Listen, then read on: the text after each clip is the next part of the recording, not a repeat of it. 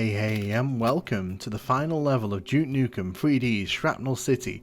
This is Stadium, and we are fighting the final boss of the original Duke Nukem 3D game here. Now, I've always loved the way that you get raised into the stadium here, and I always saw kind of like using the boss's rockets there to try and blow up the enemies. The thing about this level is that it's not a very good stadium. The middle part looks like a stadium. It's got the American football sticks on either side of the pitch. It's got the markings for a stadium. But unfortunately it's lacking stands, it's lacking seats, it's kind of lacking that sense of scale you'd expect with a stadium. So it kind of just feels like a playing field with, you know, some flat parts around the outside. But nevertheless, the main aim of this level is to avoid the rockets. The rockets are pretty nasty from this boss. If you let him hit you, he will do a lot of damage. So you really don't want that to be happening. When you shoot the cheerleaders there, it actually brings in some enemies into the level. So we do want to get rid of these guys. The main reason I'm getting rid of these is because I just want to clear this 100%. The Duff Blimp above the pitch is pretty iconic in terms of FPS games. It's kind of fondly remembered. It does kind of litter the field with all of this ammo and weapons and power-ups that we can make use of. But really the tactic you want to employ here is stay as far away from him as you can. Because really you don't want to get close to him. If you get close to him, one of his rockets will probably smack you in the face. And that ain't good. So as you can see, my aim here is just to stay well away from him and, you know, just launch like anything I can at him. As said, the main difficulty with this level is that if you get too close, he will sort of start launching them right at you. Because at the minute we can kind of avoid most of them if we stay ahead of him while strafing. But he does take quite a few bullets to go down, and he has gone down there. So we are going to see the closing cutscene of this episode. Duke Nukem here is going to kick for glory. And that's Stadium on the PC, and honestly it's kind of a letdown, like especially when you kind of look at how good some of the levels in Shrapnel City were and how they utilised the city aesthetic. Kind of disappointing that this is how this episode chooses to end, and the fact that the stadium kind of doesn't feel like a stadium outside of the playing pitch is disappointing. But this isn't the only version of Stadium, and here we're looking at the PS1 version of this level, and as we raise up here you can see they've actually tried to make it feel a bit more like a stadium. So this actually feels pretty interesting because now there's sloped sides, and yeah, I know it's not that much of a difference, but it actually does feel a bit more like you're actually on the stands of a stadium. Now the disadvantage here is that you're playing on the PS1 version of Duke Nukem here, which means you get the frame rate issues and you also get the really awkward controls. So if it looks like I'm trying to run around avoiding the fire of the enemy in the middle, that's because I am. So in this version he seems to kind of be able to move a lot faster than you, so sometimes he'll just end up shooting right in front of you as you're kind of making your way around. So that's something I have to be a bit careful of here. But you have to admit that the silhouette of the stands in the distance as you're kind of running around does add a tiny bit to this. Not much, like this is not like earth-shattering stuff, but I feel this is a much better solution than what the PC version managed to throw out. And yes, the Duff Blimp is up there, but I'm going to be completely honest, if I try to stop and use the jetpack, he's going to blast me in the face, so we are just going to kind of avoid that at all costs. And you still get the sticks on either end of the field, so it does kind of feel very much like a stadium. Well, it feels like a small stadium, but you know, step up. So the main aim here is just not to get too close to him, because as I mentioned, in this version he seems to kind of be able to turn a bit faster than in the PC version, because he always seems to be able to get right ahead of me. Maybe it's because I'm not actually running in this, because I don't actually know how to on this PS1 controller.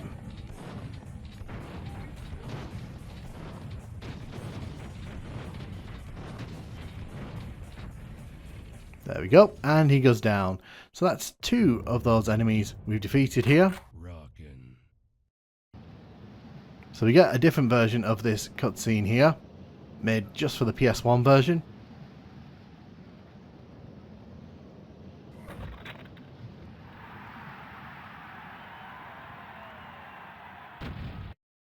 And that's the PS1 version of Stadium.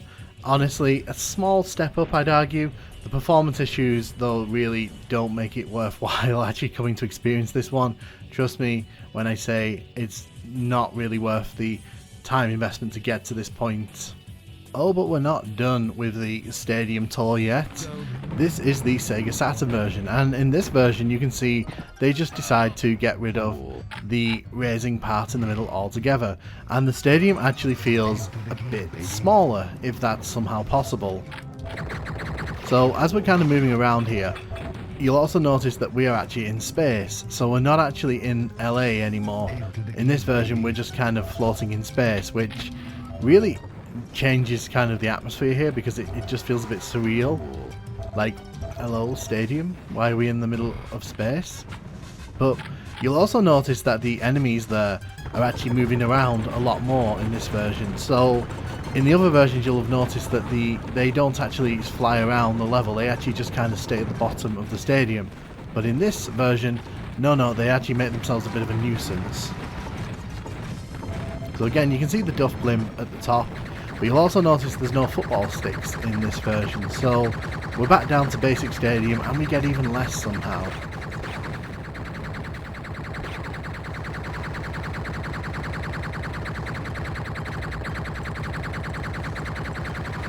He's very tanky in all these versions, isn't he?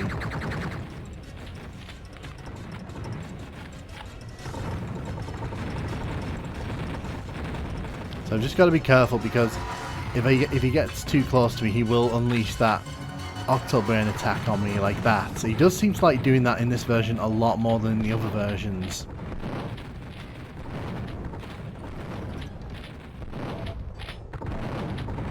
But honestly, this feels a lot smaller. I don't know if it actually is smaller, if it has a smaller footprint or not, but honestly it does kind of feel a bit like this level has been scaled down somewhat. At least around the edges. We killed him pretty much on the center circle there. Interestingly, the game actually refused to let me move when he was dying, unlike in the other versions where I could still run around. And suddenly we're back in the city, because I think this is just a rip of the PC cutscene.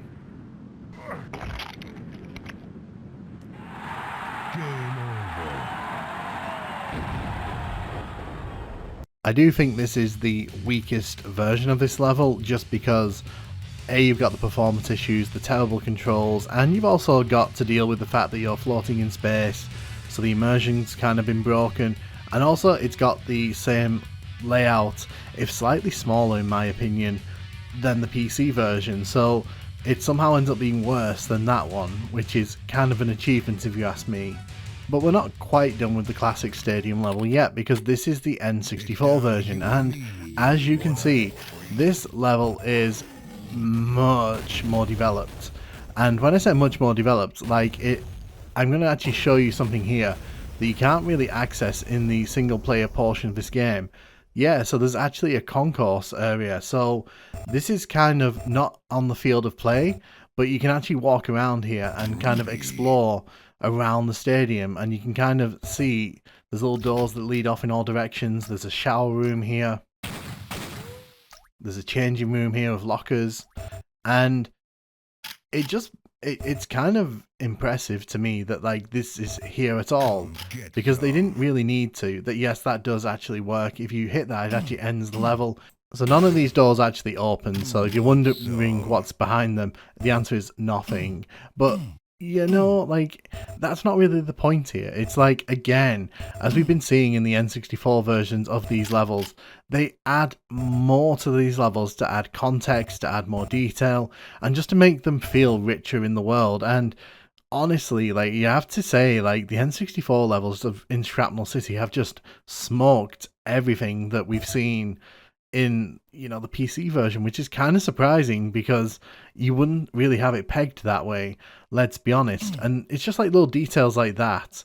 The only way you can access this is either through the no clip cheat, or you play this in multiplayer, because you actually get to access the outside area here in Duke Match, which is interesting. I would have liked to have seen them develop this into a more fuller level and using this concourse as kind of a way to achieve that, but I understand why they didn't, because they were probably rushed for time, but that's just my honest opinion. So I'm actually going to do this fight properly now without using the no clip. And you can kind of see that this version of a level just completely smokes what we were talking about previously, and I mean all of them. Like, not only is there like slopes here to sort of, give you a sense of scale, there's a roof, there's walls, there's a scoreboard at the end. It's just not even funny how much extra detail has ended up in the N64 version, and it makes you wonder if they'd had a bit more time with the PC version. Could they have achieved this? Would they have achieved this? Like, I understand that this is just an aesthetic thing going on here, but for me, like, this feels a lot nicer to look at. This just feels so much more grander as like an arena for a final boss fight. And also, you'll notice that the boss sprite isn't actually a sprite like every other enemy in the game. It's actually a full 3D polygon model, which is definitely an interesting choice. I'm not sure why this is the only monster that we're seeing that has like a 3D model, but not going to complain about it, am I? And I think we've just beaten the boss there. So you can see he just kind of falls over in the middle. And again, they've redone the cutscene for this version, although it's not really a FMV, it's more just still images. But you get the same kind of idea. And I wish I didn't have to keep saying this after all these Shrapnel City videos, but honestly, like, the N64 levels just keep smoking the PC version levels, and it's kind of funny at this point. It's the extra detail, it's just making the world feel bigger and making it feel more rich and detailed, rewarding people for actually exploring. And don't get me wrong, the Duke Nukem 3D PC levels really do that at points, but the N64 levels in Shrapnel City in particular have just kind of taken it to another level, and it's kind of interesting getting to play these for the first time.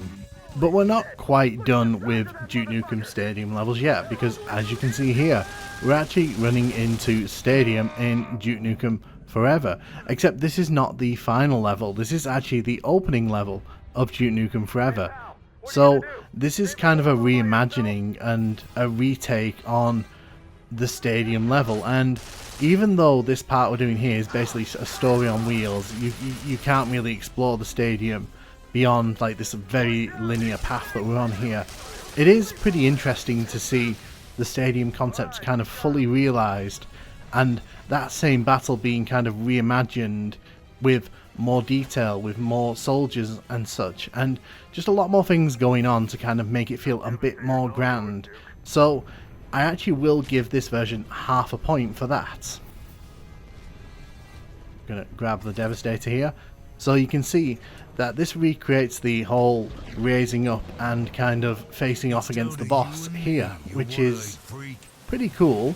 And I will say, I do like the sense of scale in this arena. So the stadium looks pretty nice.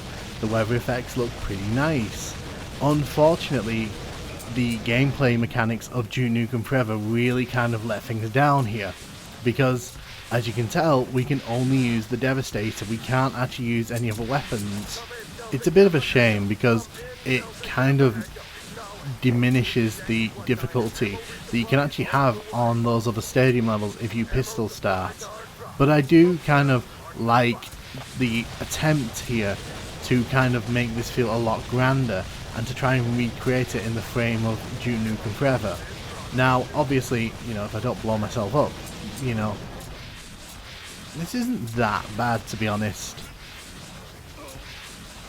And because the boss is kind of trivial, we can kind of go looking around the stadium here and just admire some of the details. So you can see the city in the distance there, you can see the stands around us, you can kind of see how the floodlights are up there. So they have gone to try and recreate, you know, something of a sense of scale here that was kind of missing from the Duke Nukem 3D finale on PC.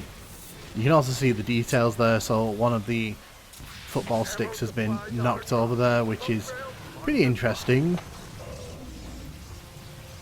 But yeah, unfortunately, as much praise as I can probably heap on the vision for this, playing it very bland, experiencing it very bland, and unfortunately that's a problem across the board for Duke Nukem Forever, which in my opinion kind of shows in this battle why gameplay wise it's not even close to Duke Nukem 3D.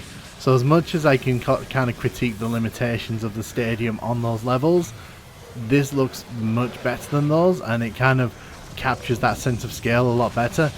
Ultimately, gameplay wise, it's a massive step back because we can't even blow up the blimp. Look, there's no even blimp up there. Like, what's even the point? Like, but yeah, I mean, it is what it is, and I do appreciate that they made an effort to at least pay homage to Duke Nukem 3D. But in my opinion, as big a step up as this is in terms of scale and all that, it's really just not as fun to play as the other versions, even the weaker versions. So, you know, unfortunately, if you've played Duke Nukem Forever, you've probably experienced this. But hey, at least we get to see this cutscene here play out, you know, in full motion, rather than seeing it as like a slideshow at the end of this boss battle. Because Duke Nukem's going to kick for glory here. But yeah, ultimately, in my opinion, I feel that the N64 version of Stadium is the best.